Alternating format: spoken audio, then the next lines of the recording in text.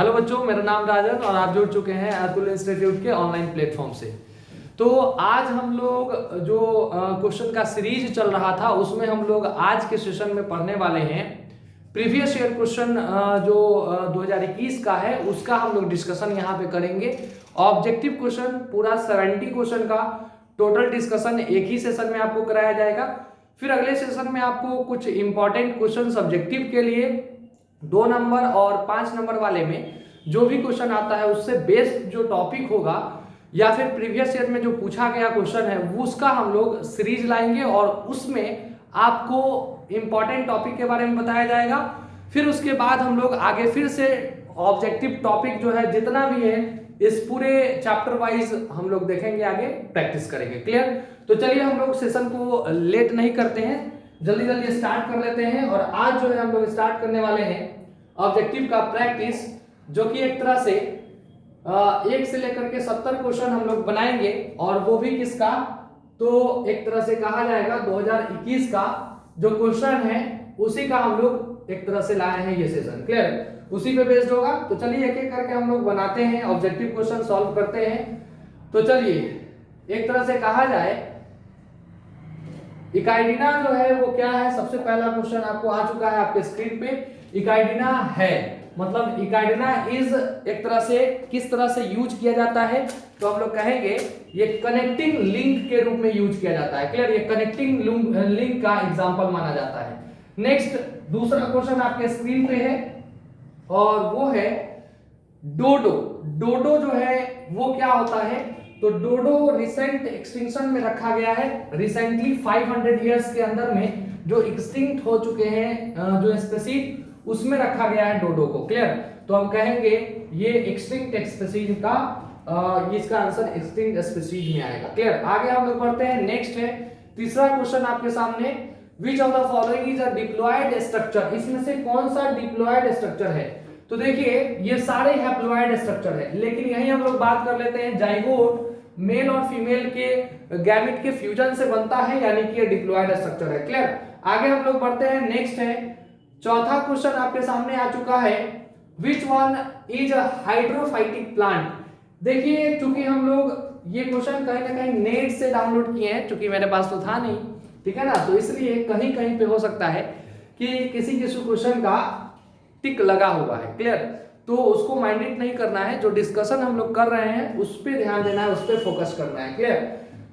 चलिए तो अभी बता रहे थे नेक्स्ट, इसमें जैसे आंसर लगा हुआ है पहले से, ठीक है ना, which one is hydrophytic plant. इसमें से कौन सा हाइड्रोफाइटिक प्लांट है, तो डलवर्जिया जो है इसमें हाइड्रोफाइटिक प्लांट है। क्लियर? बाकी ये सब जो है एक तरह से हम लोग कहते हैं ओपेंसिया वगैरह ये सब कांटेदार प्लांट होते हैं। क्लियर? लेकिन डलवर्जिया जो है वो क्या होगा, हाइड्रोफाइटिक प्लांट का एक तरह से एग्जांपल होगा। आगे बढ़ते हैं। नेक्स्ट आपके सामने पांचवा क्वेश्चन आ चुका है, सार्टोली सेल। बहुत आसान क्वेश्चन पूछा गया था 2021 में, ठीक है ना, बहुत ही आसान। इसमें से मात्र 35 क्वेश्चन आपको आंसर में देना होता है। टोटल 70 ऑब्जेक्टिव क्वेश्चन था पिछले बार भी और इस बार भी है, उसमें से मात्र 35 का जवाब देना होगा आपको। क्लियर? तो चलिए बहुत आसान आसान क्वेश्चन आता है, आप उसमें से पॉइंट आउट कर सकते हैं कौन सा क्वेश्चन का जवाब दिया जाए और उसमें से 35 क्वेश्चन आसानी से निकाल सकते हैं जो एकदम आता ही रहेगा आपको। क्लियर? इतना आसान रहता है, 10th का बच्चा जो है वो बना सकता है इसमें से। क्लियर? तो देखिएगा, सुनिएगा ध्यान से।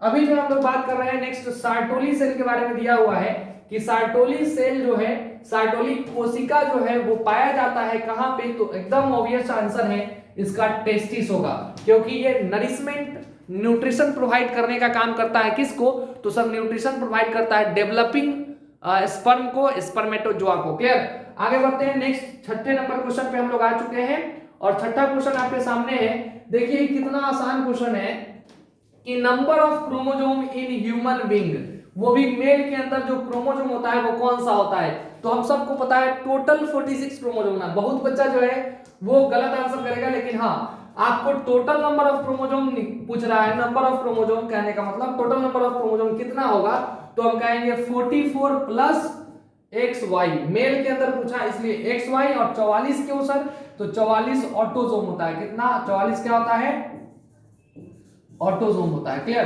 तो 44 ऑटोसोम प्लस एक्स वाई जो होता है वो सेक्स क्रोमोसोम, या फीमेल के अंदर एक्स एक्स होता है। क्लियर? तो हम कहते हैं ये ऑटोसोम या सेक्स क्रोमोसोम होते हैं। क्लियर? तो हम कहेंगे इसका आंसर क्या होगा? बी। चलिए नेक्स्ट हम लोग अगला क्वेश्चन 7 नंबर का पूछा गया आपसे। इसका राइनो सेंचुरी जो है वो एक तरह से राइनोसोरस का अगर देखें तो राइनो सेंचुरी जो है वो कहां पे पाया जाता है, विच स्टेट में, कौन से स्टेट में है? तो असम में है। ये आपको ध्यान में रखना होगा, याद करने वाला है, बायोडायवर्सिटी से क्वेश्चन है ये। क्लियर? चलिए आगे बढ़ते हैं। नेक्स्ट आपको दिया हुआ है बायोगैस कंटेन। इसमें से बायोगैस में क्या क्या होता है, ठीक है ना? बायोगैस में हम लोग कहें तो एक तरह से CO2 भी होता है, H2 भी होता है, CH4 भी होता है, यानी कि ऑल ऑफ दीज आंसर हो जाएगा, मतलब डी आंसर होगा इसका। नेक्स्ट हम लोग बात करते हैं। नेक्स्ट क्वेश्चन जो है पूछा गया है आपसे 9 नंबर का क्वेश्चन कि इसमें से in which stage does crossing over takes place. फिर से ये 11th का क्वेश्चन है, cell cycle and cell division chapter का ये 11th से ये टॉपिक है, ठीक है ना? तो हम कहेंगे कि किस में से, कौन से स्टेज में, कौन सा एक तरह से स्टेज है जिसमें कहा जाता है क्रॉसिंग ओवर होता है, मतलब कि जो दो क्रोमोसोम होते हैं वो आपस में क्रॉसिंग ओवर करते हैं और कुछ जेनेटिक मटेरियल का क्या करते हैं, इधर उधर अपना ट्रांसफर करते हैं। तो हम कहेंगे इसमें कौन सा है, तो पैकेटीन स्टेज आता है। कौन सा? पैकेटीन जो होगा, ठीक है ना? आगे बढ़ते हैं। नेक्स्ट 10वां नंबर का क्वेश्चन आपके सामने आ चुका है, वो है PCR यूज्ड टू डिटेक्ट, ठीक है ना? ये एक तरह से वैसे PCR जो है वो डिटेक्ट, किस चीज के डिटेक्शन में हम लोग कहेंगे यूज किया जाता है, तो polymerase chain reaction. Polymerase chain reaction के बारे में अगर कहा जाए तो ये यूज किया जाता है mRNA या फिर DNA के, एक तरह से कहेंगे हम लोग mRNA या DNA से रिलेटेड कोई भी डिजीज होता है उसके डिटेक्शन में। तो ये एकदम HIV जो है वो RNA वायरस की वजह से होता है और ये HIV के डिटेक्शन में मदद करता है। कौन? PCR। Early detection of disease में पॉलीमरेज चेन रिएक्शन मदद करता है। क्लियर? कैसे? तो एम्प्लीफिकेशन करवाता है। जो DNA है किसी या फिर RNA किसी सेल के अंदर, वो इवन एकदम लो कंसंट्रेशन में है तो उसको क्या करता है, पॉलीमराइज करता है, पॉलीमरेज चेन रिएक्शन इसीलिए नाम है इसका। तो DNA फिंगरप्रिंटिंग वगैरह पे भी यही काम करता है। क्लियर? तो हम कहेंगे डिटेक्शन में अगर देखें तो कौन सा डिजीज, तो DNA या RNA जिसके कारण कोई इफेक्ट होता है तो उसका अगली डिटेक्शन कर लिया जाता है PCR की मदद से। क्लियर? आगे बढ़ते हैं। नेक्स्ट अब जो है नेक्स्ट क्वेश्चन आपके स्क्रीन पे 11 नंबर का, और 11 नंबर का जो क्वेश्चन है उसमें दिया हुआ है every living cell of plant can give rise to the whole plant, this property is known as. कहने का मतलब हम लोग कहेंगे जो प्लांट के पास एक तरह से प्लांट के पास अगर नए प्लांट बनाने का कैपेबिलिटी हो उसको हम लोग क्या कहते हैं, उस कंडीशन को टोटिक पोटेंसी, उस सेल को टोटिक पोटेंसी, उस फेनोमेनन को टोटिक पोटेंसी सेल कहते हैं। क्लियर? इसी बात का हिंदी यहाँ पे लिखा हुआ है, तो जो भी बिहार बोर्ड हिंदी मीडियम से दे रहे हैं वो आपको यहाँ से आंसर मैच करा लेना है। क्लियर बाबू? चलो आगे बढ़ते हैं। नेक्स्ट हम लोग बात करने वाले हैं अब 12 नंबर का क्वेश्चन आपके सामने आ चुका है, बहुत आसान सा क्वेश्चन, ठीक है ना? What is ploiding level of chromosome in endosperm of angiosperm plant? आप पढ़े होंगे कि एंजियोस्पर्म में डबल फर्टिलाइजेशन होता है और डबल फर्टिलाइजेशन होने की वजह से हम कहेंगे एक फर्टिलाइजेशन से तो जाइगोट बनता है जो डिप्लॉयड होता है, और एक दूसरा जो फर्टिलाइजेशन होता है उससे क्या होता है सर, तो उससे होता है ट्रिपल फ्यूजन, जिससे इंडोस्पर्म का फॉर्मेशन होता है। और इंडोस्पर्म जो है वो ट्रिप्लॉयड होता है क्योंकि यहाँ पे एक तो दो होते हैं पोलर न्यूक्लियाई। क्लियर? और यही आगे चल करके सेकेंडरी न्यूक्लियस बनाते हैं और प्लस एक मेल गैमेट। तो हम कहेंगे ये टोटल कितना हो गया सर, तो हम कहेंगे 2 और 1 3n हो गया, तो हम कहेंगे ट्रिप्लॉयड होगा। चलिए आगे बढ़ते हैं। नेक्स्ट हम लोग बात कर लेते हैं।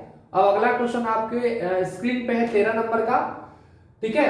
लिखा हुआ है when offspring is formed by single parent. Single parent से जब ऑफस्प्रिंग बनेगा तो ऑब्वियस बात है ये एसेक्सुअल रिप्रोडक्शन कहलाता है, ये सबको पता है सर। क्लियर, तो हम कहेंगे ये एसेक्सुअल रिप्रोडक्शन होगा, ठीक है ना। बाई पेरेंटल जनरली क्या होते हैं, वो एक तरह से कहते हैं सेक्सुअल रिप्रोडक्शन होगा। क्लियर, चलिए आगे हम लोग बढ़ते हैं नेक्स्ट।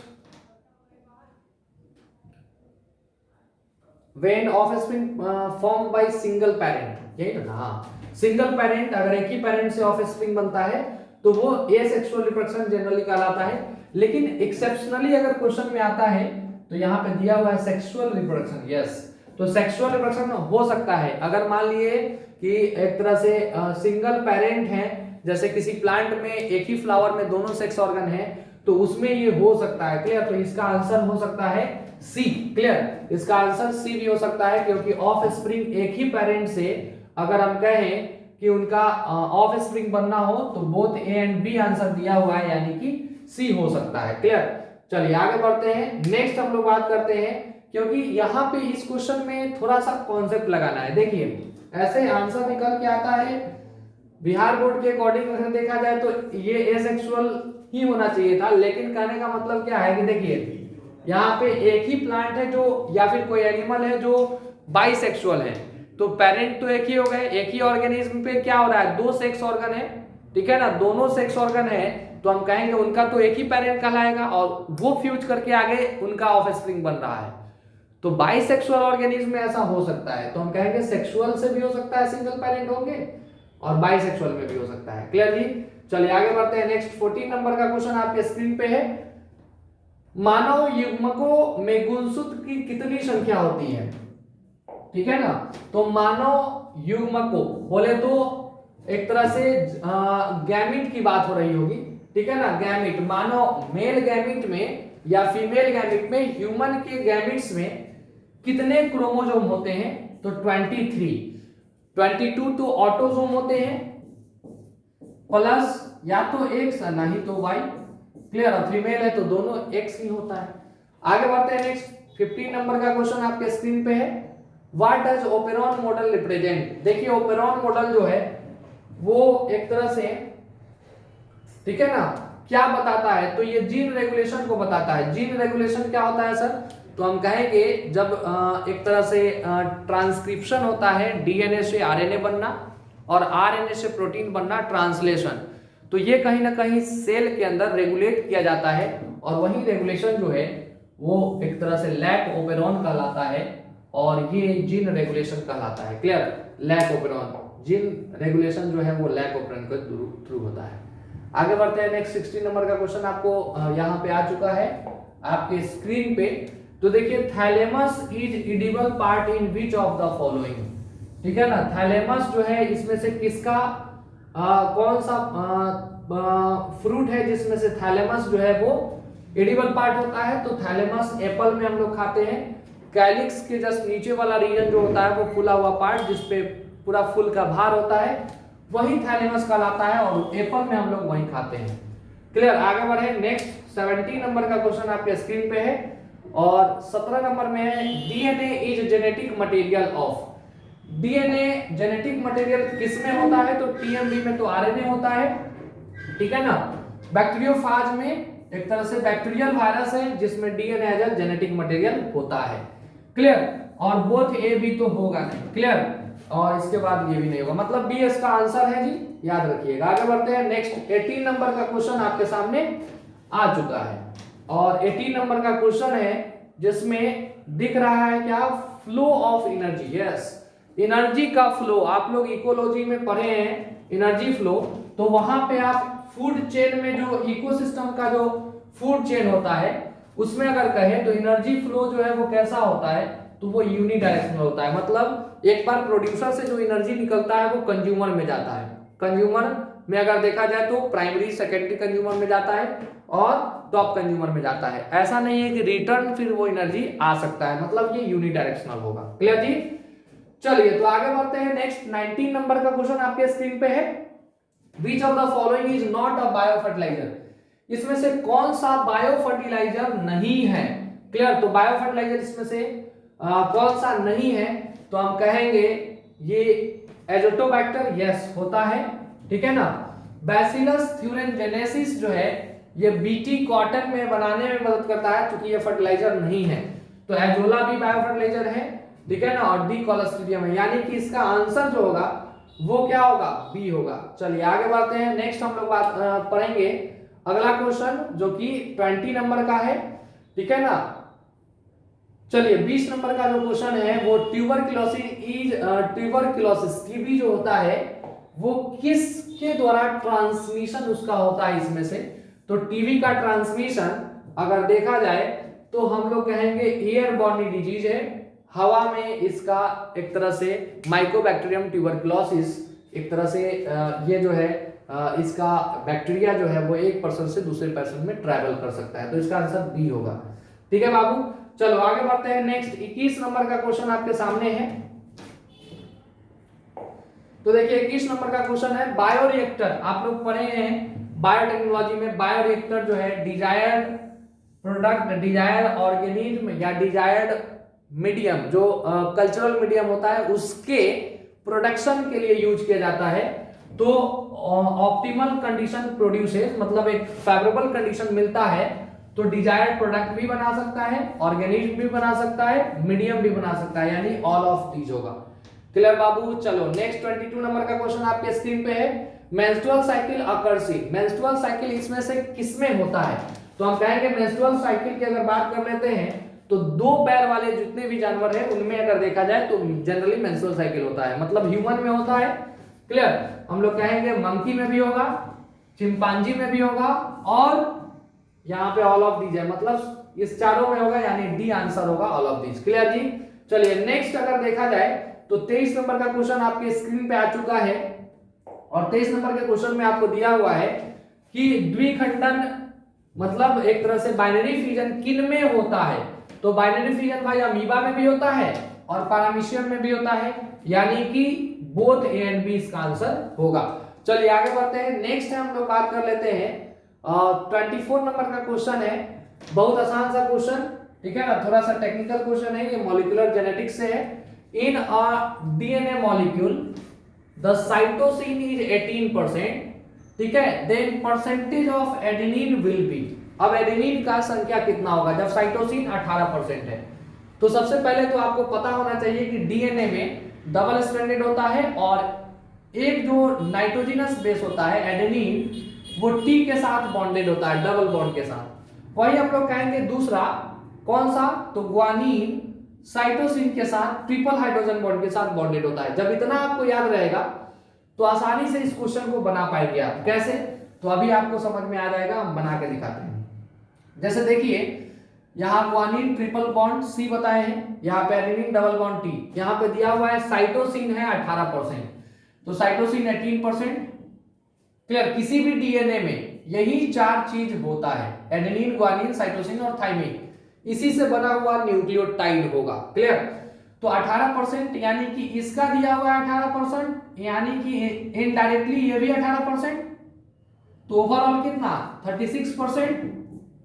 तो हम कहेंगे किसी भी डीएनए में adenine plus guanine plus cytosine plus thymine बराबर 100% होता है। क्लियर, तो हम कहेंगे कि सर यहाँ पे आपको G प्लस सी ये 18 और ये 18 मिला, पूछा क्या, तो एडेनिन का संख्या, तो एडेनिन को हम x मान लेते हैं तो A x है, यानी कि T भी x होगा।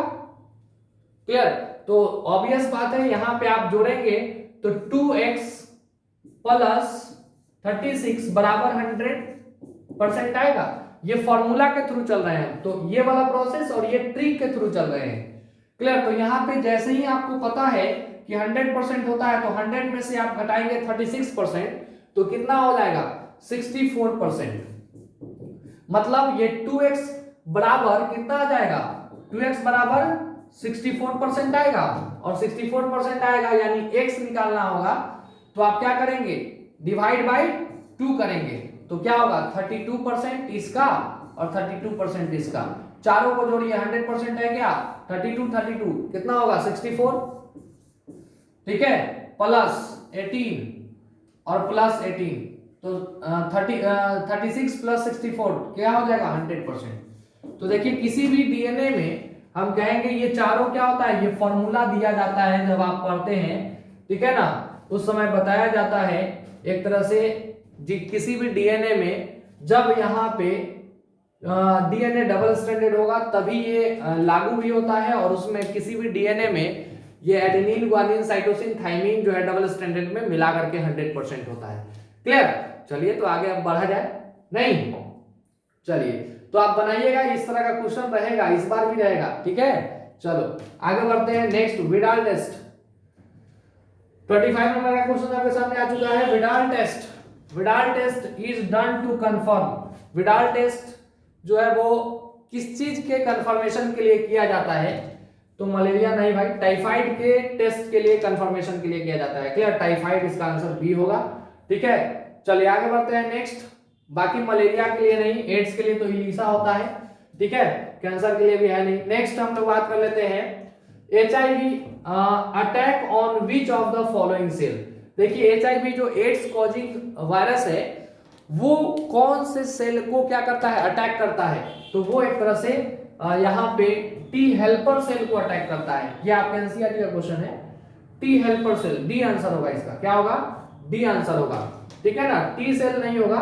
टी सेल में तो बहुत सारा सेल आ गया, लेकिन हेल्पर को स्पेसिफिक क्या करता है? ये अटैक करता है, हेल्पर को कमजोर करता है, जिसके कारण आपके बॉडी में धीरे धीरे इम्यून सिस्टम कमजोर हो जाता है। नेक्स्ट, अगला क्वेश्चन 27 नंबर आपके स्क्रीन पे है, और ये क्वेश्चन क्या है? तो कहेंगे the substances to which an immune response is produced. इसमें से कौन सा ऐसा सब्सटेंस है जिसके कारण इम्यून रिस्पॉन्स देखने को मिलता है? इम्यून रिस्पॉन्स मतलब आपका बॉडी जो है उसको एक तरह से immune response, exaggerated immune response allergens के थ्रू देखने को मिलता है, एलर्जेन के कारण देखने को मिलता है। तो इसका आंसर क्या होगा?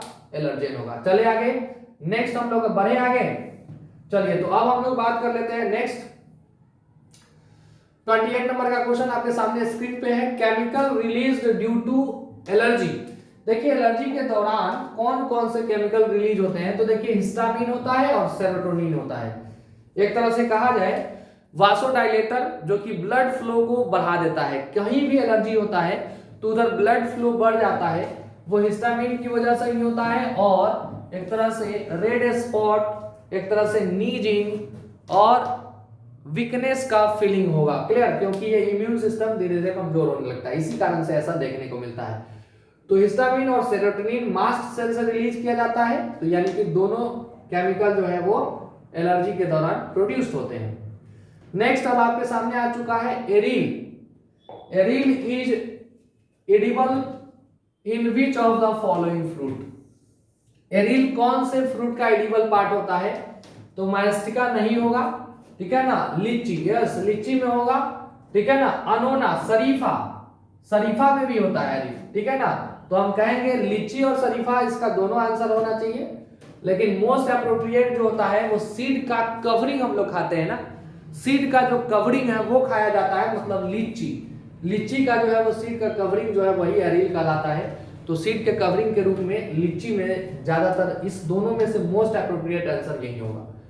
क्लियर? चलिए आगे बढ़ते हैं। नेक्स्ट जो है 30 नंबर का क्वेश्चन आपके सामने आ चुका है, और 30 नंबर क्वेश्चन में indicator of SO2 pollution use, इसमें से कौन सा SO2 पॉल्यूशन का इंडिकेटर माना जाता है? तो लाइकेन है भाई, ठीक है ना, lichen as a SO2 pollutant indicator माना जाता है, याद रखना होगा आपको। नेक्स्ट आपको हनी जो है वो किस मधुमक्खी के द्वारा बनाया जाता है? क्या मेल हनी बी के द्वारा, या फीमेल क्वीन हनी बी के द्वारा, या फिर वर्कर हनी बी के द्वारा? तो वर्कर हनी बी के द्वारा। क्लियर? क्योंकि यही पॉलन को कलेक्ट करके बी हाइव में लाते हैं और हनी को कलेक्ट करने में, हनी को बनाने में मदद करते हैं। क्लियर? चलिए आगे बढ़ते हैं। नेक्स्ट 32 नंबर का क्वेश्चन आपके स्क्रीन पे आ चुका है। Which disease is found in हेन। देखिए ये तो आपको ध्यान में रखना होगा, जो हेन में, ठीक है ना, वो कौन सा बीमारी होता है, ठीक है। तो हम कहेंगे मुर्गियों में जो बीमारी होता है, कॉलेरा नहीं होता है, ये तो ह्यूमन का है, स्मार्ट फंगस का, ये दोनों होगा नहीं, यानी रानी खेती डिजीज जो है वो एक तरह से हम कहेंगे हेन का ये कॉमन बीमारी माना जाता है। नेक्स्ट है 33 नंबर का क्वेश्चन आपके स्क्रीन पे है।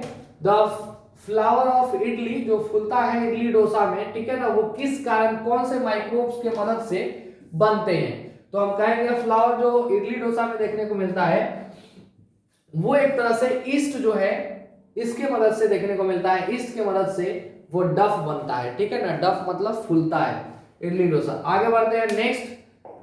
अब जो है 34 नंबर का क्वेश्चन आपके स्क्रीन पे है। एक agarose is extracted from, agarose कहां से किससे एक्सट्रैक्ट करते हैं हम लोग, तो एगारोज जेल होता है, ठीक है ना, जेली लाइक सब्सटेंस होता है और वो हम लोग सीवीड्स से ऑब्टेन करते हैं। क्लियर, किससे, सीवीड्स, ठीक है ना, एक तरह से समुद्री एल्गी जो होता है, एल्गी से हम लोग एक तरह से ऑब्टेन करते हैं और ब्राउन एल्गी होता है उसी को सीवीड बोलते हैं हम लोग। नेक्स्ट 35 नंबर का क्वेश्चन, ये भी 11th का ही था, एगारोज जो है वो 34 नंबर का क्वेश्चन वो 11th का ही था, कोई दिक्कत नहीं है, चलिए ये सब आप ध्यान में रख सकते हैं। 35 नंबर का क्वेश्चन आपके स्क्रीन पे है।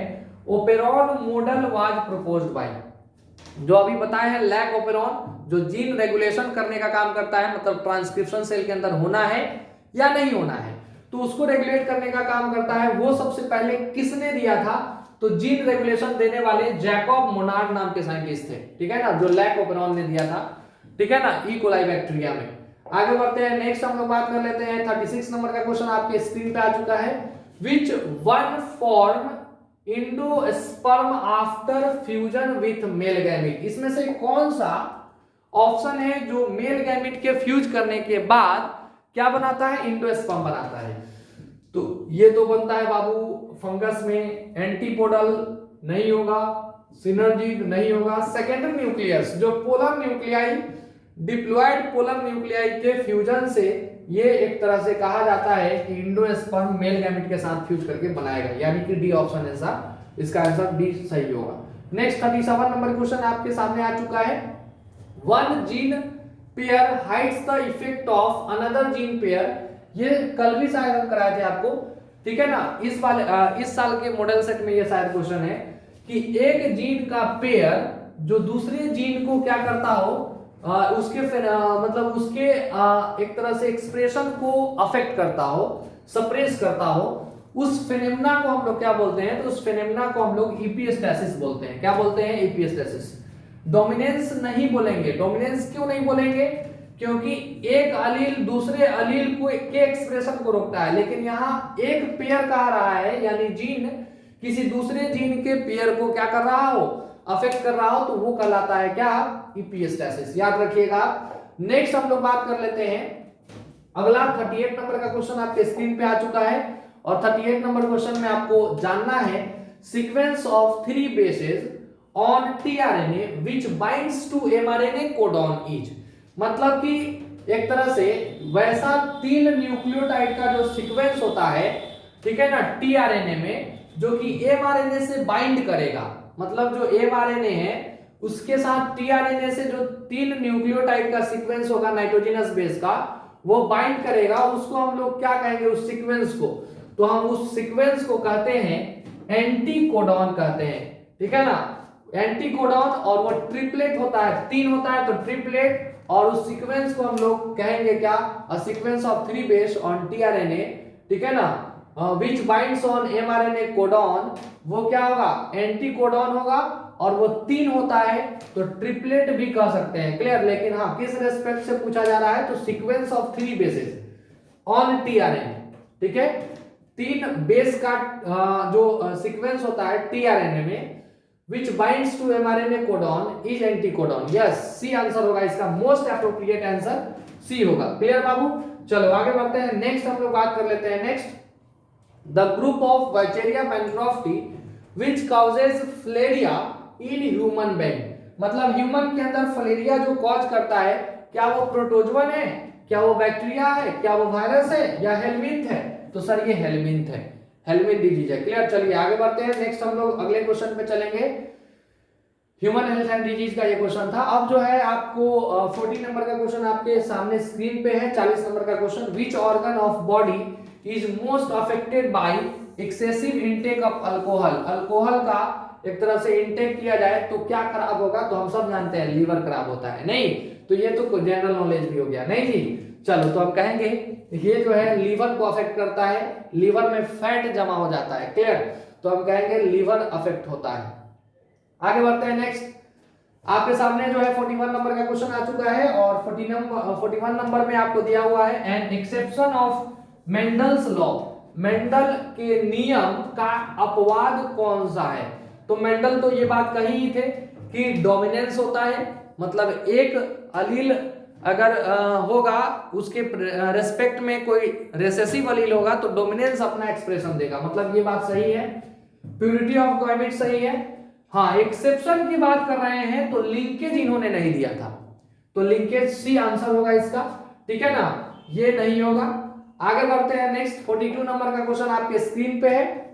विच of the following is a sexually transmitted disease. Yes, sexual intercourse के दौरान ज्यादा चांस होता है इसमें से कौन से बीमारी का फैलने का। तो हम कहेंगे सेक्सुअल इंटरकोर्स के दौरान इसमें से यौन संचारित रोग कहा जाता है वो कौन सा है।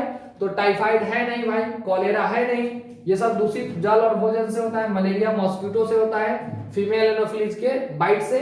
सिफिलिस जो है ये सेक्सुअली ट्रांसमिटेड डिजीज कहलाता है। सिफिलिस जो है, सिफिलिस, गोनेरिया और एड्स वगैरह ये सब जो है आपको देखने को मिलता है क्या, तो हम कहेंगे ये सेक्सुअली ट्रांसमिटेड डिजीज है। क्लियर, आगे बढ़ते हैं नेक्स्ट 43 नंबर का क्वेश्चन आपके स्क्रीन पे आ चुका है, ठीक है ना। 43 नंबर में क्या है, विच ऑफ द फॉलोइंग इज या आर इंसेक्टिवोर्स प्लांट। इसमें से कौन सा प्लांट जो है वो इंसेक्टिवोर प्लांट है। तो इज आर लगा दिया, मतलब यहाँ पे कोई एक नहीं तो एक से अधिक हो सकता है। तो हम कहेंगे यस, ड्रोसेरा संड्यू प्लांट है। नेप्टीज, यस, ये दोनों है, मतलब बोथ ए एंड बी, यानी कि इसका आंसर होगा सी। 43 का सी आंसर होगा। आगे बढ़ते हैं नेक्स्ट आपको 44 नंबर का क्वेश्चन आपके स्क्रीन पे आ चुका है। इसमें से out of the following which one is hermaphrodite organism. Hermaphrodite का मतलब होता है बाइसेक्सुअल। क्या होता है जी, बाइसेक्सुअल एनिमल। क्लियर, तो बाइसेक्सुअल हम कहेंगे कौन सा होता है, तो अर्थवर्म होता है भाई, यहां सीधा दिख रहा है। हेन नहीं होता है, स्नेक नहीं होता है, अर्थवर्म होगा। क्लियर, चलो नेक्स्ट 45 नंबर का क्वेश्चन करो। तो हम कहेंगे एक तरह से क्लोरेला जो है वो टाइप ऑफ, क्लोरेला क्या है, तो एल्गी है भाई। क्या है ये, एल्गी है, तो हम कहेंगे chlorella is a type of algae. Clear, next 46 number का क्वेश्चन अब आपके सामने आ रहा है, स्क्रीन पे आ गया है, जिसमें लिखा हुआ है क्राइजीन। क्लियर, क्राइजीन जो है वो प्रिवेंट करता है क्रॉप फ्रॉम बॉलवर्म, ठीक है ना, बॉलवर्म, कॉटन बॉलवर्म। क्लियर, इसका आंसर ए होगा, ठीक है ना। क्राइजीन जो है वो यूज किया जाता है कॉटन प्लांट को जेनेटिकली मॉडिफाइड बनाने में, जो कि कॉटन बॉलवर्म रेसिस्टेंट प्लांट बनाया जाता है। अरे बोलो, चलिए आगे बढ़े नेक्स्ट, चलिए आगे बढ़ते हैं। अब जो है 47 नंबर का क्वेश्चन आपके सामने आ चुका है और 47 नंबर क्वेश्चन में purine bases of DNA are. Purine में क्या क्या होता है, तो ऑब्वियस बात है भाई, प्यूरिन और पायरिमिडीन, नाइट्रोजनस बेस दो तरह का होता है। प्यूरिन में एडेनिन और ग्वानिन होता है और पायरिमिडीन में साइटोसिन, थाइमिन और यूरासिल होता है। तो अब देख लेते हैं, प्यूरिन पूछा है यहाँ, तो एडेनिन ग्वानिन वाला कौन है, यस, सी नंबर का आंसर होगा इसका, ठीक है ना, एडेनिन ग्वानिन। चलिए आगे बढ़ते हैं नेक्स्ट, अब हम लोग बढ़ेंगे, वो है आपको 48 नंबर का क्वेश्चन और 48 नंबर के क्वेश्चन में है cancer is caused by. Cancer किसकी वजह से होता है, तो एकदम ऑब्वियस बात है, बैक्टीरिया की वजह से तो होता नहीं है भाई, ऑन्कोजीन्स, ठीक है ना, कैंसर कॉजिंग जीन ऑन्कोजीन कहलाता है और इसके कारण कैंसर होता है। नेक्स्ट हम लोग बात कर लेते हैं 49 नंबर का क्वेश्चन आपके स्क्रीन पे आ चुका है और 49 नंबर में क्या दिया हुआ है कि which one of the following is possible in micro propagation. Micro propagation जो है वो एसेक्सुअल रिप्रोडक्शन होता है, यानी कि इसका आंसर ए होगा। क्लियर, चलिए आगे बढ़ते हैं नेक्स्ट, हम लोग बात करते हैं 50 नंबर का क्वेश्चन आपके सामने आ चुका है और वो 50 नंबर में है कि पायरिमिडीन्स प्रेजेंट इन आरएनएआर। पायरिमिडीन जो है उसमें चूंकि आरएनए में जो पायरिमिडीन होता है वो एक तरह से कहेंगे साइटोसिन और यूरासिल होता है। चूंकि आरएनए का नाम दिया हुआ है तो हम पायरिमिडीन में तो जानते हैं 3 तरह का नाइट्रोजनस बेस होता है, कौन कौन, तो हम कहेंगे सबसे पहला तो साइटोसिन, थाइमिन और यूरासिल। तो चूंकि आरएनए है तो थाइमिन के जगह पे क्या होगा, यूरासिल होगा, मतलब साइटोसिन प्लस यूरासिल बोले तो सी आंसर होगा। क्लियर, चलिए आगे बढ़ेंगे आप नेक्स्ट 51 नंबर का क्वेश्चन आपके स्क्रीन पे आ चुका है और यहां पे दिया हुआ है triple antigen vaccine is not used for. Triple antigen vaccine हम जानते हैं DPT, diphtheria, pertussis, tetanus. DPT का सुई लगता है ना वैक्सीन बच्चा में, तो हम कहेंगे ये इसमें से कौन सा वैक्सीन जो है वो नहीं है, तो डिप्थेरिया होगा नहीं, क्योंकि ये सब तो होता है ना ट्रिपल एंटीजन में, पर्टुसिस भी होता है और टेटनस भी होता है, यानी टाइफाइड इससे अलग है, तो इसका आंसर होगा टाइफाइड। चलो आगे बढ़ते हैं, नेक्स्ट हम लोग बात कर लेते हैं, वो 52 नंबर का क्वेश्चन आपके स्क्रीन पे आ चुका है। Which of the following is not a green house gas? Green house gas इसमें से कौन सा नहीं है? तो मीथेन तो होता ही है भाई, क्लियर। क्लोरोफ्लोरोकार्बन भी होता है और कार्बन डाइऑक्साइड तो सबसे ज्यादा होता है सर। नाइट्रोजन जो है ग्रीन हाउस गैस नहीं है, ठीक है ना, तो इसका आंसर क्या होगा? तो हम कहेंगे इसका आंसर एक तरह से कहे तो डी होगा, डी आंसर। नेक्स्ट हम लोग बात करते हैं 53 नंबर क्वेश्चन आपके सामने आ चुका है। Kanha national park is famous for, एकदम आपको कान्हा नेशनल पार्क, ये कान्हा टाइगर नेशनल पार्क है, इसमें से टाइगर ही गायब कर दिया, यानी टाइगर इसका आंसर मिला बी, तो कहेंगे बी इसका आंसर होगा। नेक्स्ट आगे बढ़ते हैं, नेक्स्ट 54 नंबर का क्वेश्चन, आपको ये सब याद करने वाला क्वेश्चन है, डाइवर्सिटी में दिया हुआ है। Which of the following is, नहीं होगा तो इसमें जो डाइवर्सिटी में जो इस तरह का क्वेश्चन याद करने वाला होता है वो हम अतुल्य इंस्टीट्यूट टेलीग्राम चैनल में, ये पब्लिक चैनल है, वहां पे हम शेयर करेंगे, वहां से आप देख सकते हैं, ठीक है ना। डाइवर्सिटी जो चैप्टर है उसमें कुछ पार्ट अलग से बताना होता है, तो ये पार्ट हम वहां शेयर कर देंगे टेलीग्राम चैनल पे, आप वहां विजिट करके उसको आप उस टेलीग्राम चैनल में ज्वाइन कर लीजिएगा।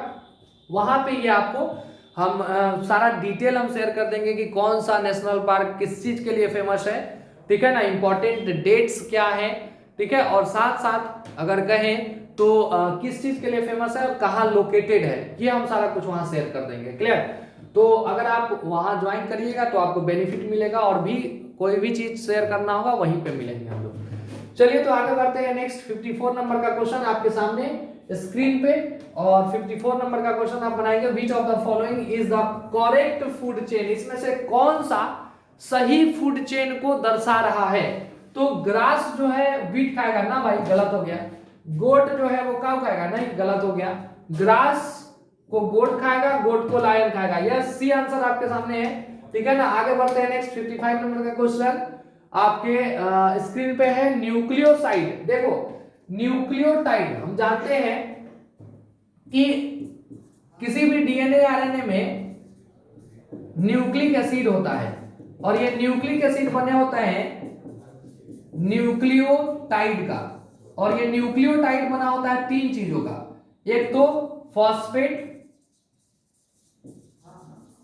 Plus pentose sugar plus N2 base,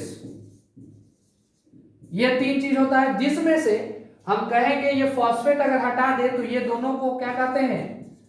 nucleoside कहते हैं, यानी कि न्यूक्लियोसाइड में अगर कहा जाए तो शुगर प्लस नाइट्रोजनस बेस होगा, क्लियर जी। चलिए तो हम कहेंगे कि डीएनए या आरएनए में ये न्यूक्लिक एसिड होता है, उसमें न्यूक्लियोटाइड, न्यूक्लियोटाइड में तीन चीज, जिसमें से ये और ये न्यूक्लियोसाइड, मतलब न्यूक्लियोसाइड प्लस फॉस्फेट कर देंगे तो सर न्यूक्लियोटाइड हो जाएगा, यस।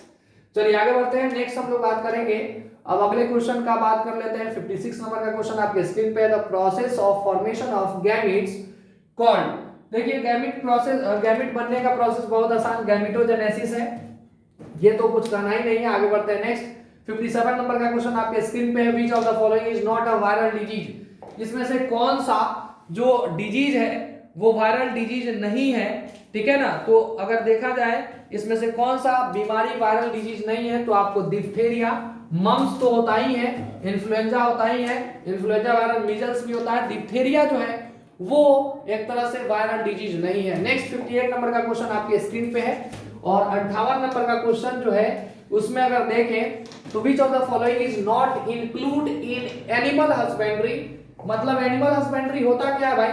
तो एक तरह से हम लोग कहेंगे एनिमल्स को यूज करते हैं हम लोग डेयरी प्रोडक्ट्स के लिए या फिर किसी भी प्रोडक्ट के लिए जो इकोनॉमिकल बेनिफिट के लिए एनिमल को यूज किया जाए, चाहे फिर किसी काम को करवाने के लिए, ठीक है ना। बैल, गधा, ये सब कहीं ना कहीं एनिमल हस्बेंड्री में आएगा। Dairy farm management, beekeeping, एक तरह से पोल्ट्री फार्मिंग, फिश फार्मिंग, ठीक है ना। लेकिन ऑर्गेनिक फार्मिंग एग्रीकल्चर से रिलेटेड है, ये कहीं कहीं एनिमल से कहीं रिलेशन इसका नहीं है, तो हम कहेंगे इसका आंसर डी हो जाएगा बाबू। चलो आगे बढ़ते हैं नेक्स्ट 59 नंबर का क्वेश्चन आपके स्क्रीन पे है, who among the following is not related with microbiology, इसमें से कौन सा साइंटिस्ट जो है वो माइक्रोबायोलॉजी से रिलेटेड नहीं है।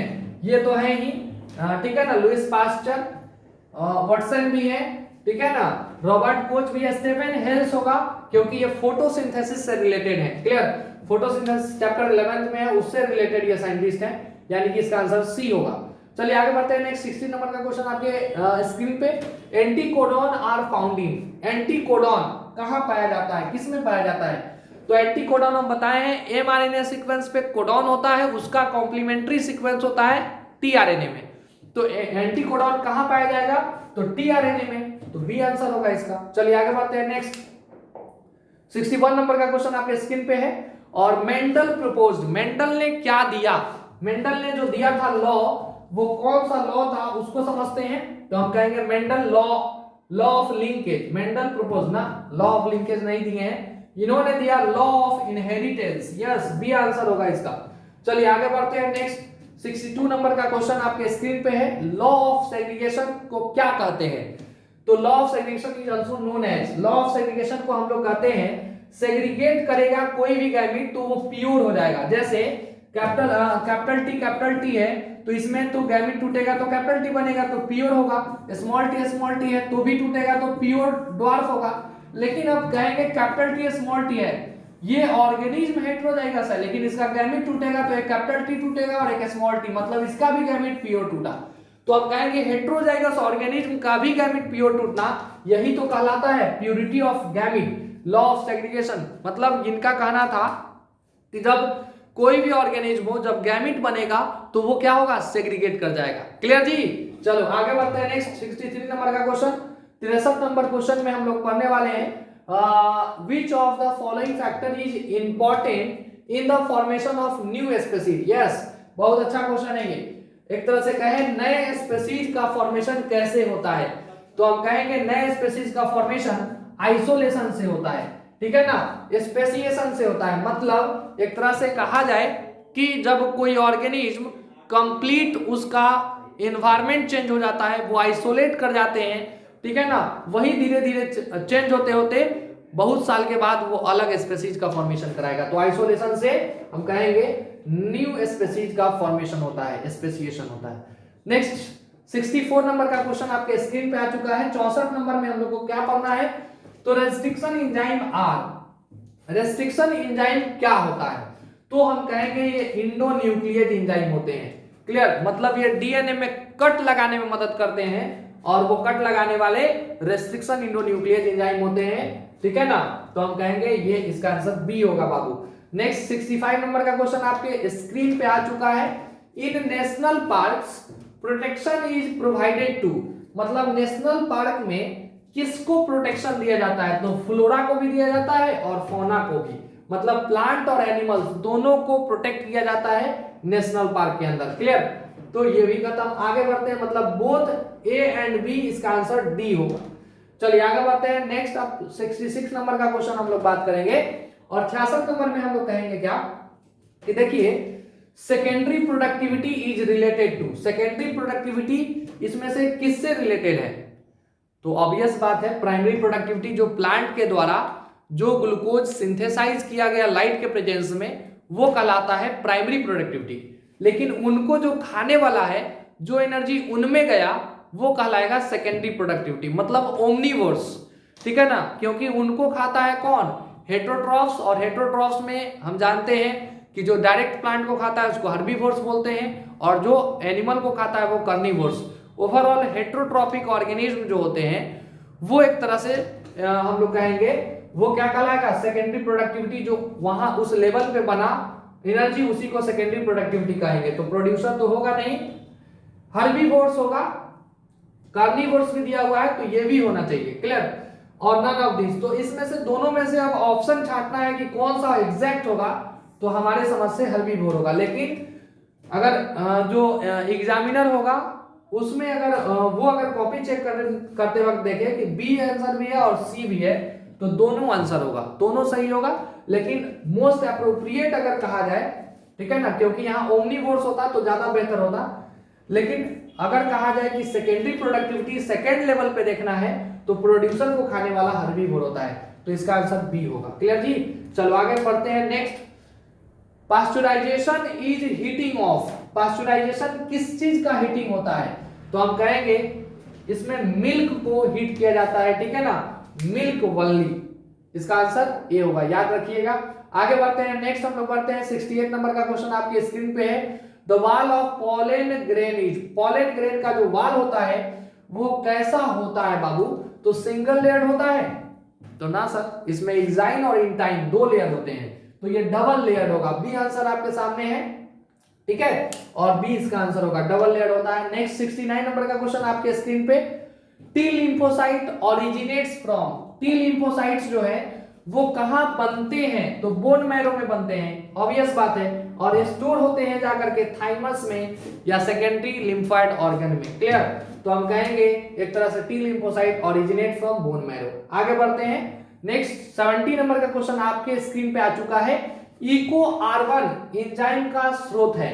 Source of Eco R one enzyme is, कहने का मतलब इसमें से इको आर1 एंजाइम ये रेस्ट्रिक्शन इंडोन्यूक्लियेज एंजाइम है जो डीएनए को कट लगाता है स्पेसिफिक लोकेशन से, और वो जो है ई कोलाई इसका सोर्स होता है। मतलब इसका नाम ही पड़ा हुआ है E coli, CO R strain है और RY13 से है, तो 1 उसका इको आर1 होता है। तो ई कोलाई से लिया गया एक तरह से एंजाइम है। इस तरह से करके हम लोग 70 क्वेश्चन, एक तरह से 21 का टोटल ऑब्जेक्टिव क्वेश्चन हम लोग सॉल्व कर चुके हैं। इसी तरह से आपको आने वाले समय में जो भी रेगुलर वीडियोस मिलेंगे उसमें इसी तरह से हम लोग 70-100 क्वेश्चन सॉल्व करते चलेंगे डेली फॉर्म में। क्लियर? तो आप लोग अगर इस चैनल को सब्सक्राइब नहीं किए हैं तो जरूर सब्सक्राइब कर लीजिएगा और बेल आइकन को भी हिट कर लेंगे, ताकि आपको रेगुलर फॉर्म में वीडियो का नोटिफिकेशन मिलता रहे, ताकि प्रॉपर समय पे आप वीडियो देख करके खत्म कर ले। काहे कि आपको अब जो है एग्जाम का बहुत ही ज्यादा जो है प्रेशर आपके ऊपर आ रहा होगा, तो प्रेशर नहीं लेना है। जितना ज्यादा से ज्यादा सेल्फ स्टडी करेंगे, जितना ज्यादा से ज्यादा क्वेश्चन प्रैक्टिस करेंगे, प्रीवियस ईयर देखेंगे, उतना ही आपको बेनिफिट मिलेगा। क्योंकि बिहार बोर्ड में होता क्या है ना कि प्रीवियस ईयर जो है वो बहुत रिपीट होता है, तो इंपॉर्टेंट सिलेक्टेड टॉपिक जो है अभी पढ़ने का समय है आपका, एकदम दबा के पढ़िए, ठीक है ना। घर में रहना है और पढ़ते रहना है, और क्या करना है, वीडियो लेक्चर देखते रहिए, ठीक है ना। रही बात कल वाले वीडियो लेक्चर में, हम लोग देखेंगे क्या कि इसका जो भी इंपॉर्टेंट टॉपिक होगा पूरे 12th टॉपिक से, 12th क्लास से, वो सारे का हम लोग एक तरह से जो प्रीवियस ईयर है उसके आधार पे टॉपिक्स हम लाएंगे, ठीक है ना। क्वेश्चन लाएंगे इंपॉर्टेंट जो आपको दिया जाएगा, वही क्वेश्चन का सॉल्यूशन करना है आपको, एकदम दबा के पढ़ना है, ठीक है ना। चलिए, तो आज के लिए हम लोग इतना ही रखते हैं, फिर अगले क्लास में मिलेंगे और आगे फिर हम लोग पढ़ते रहेंगे। तब तक के लिए ओके, थैंक यू।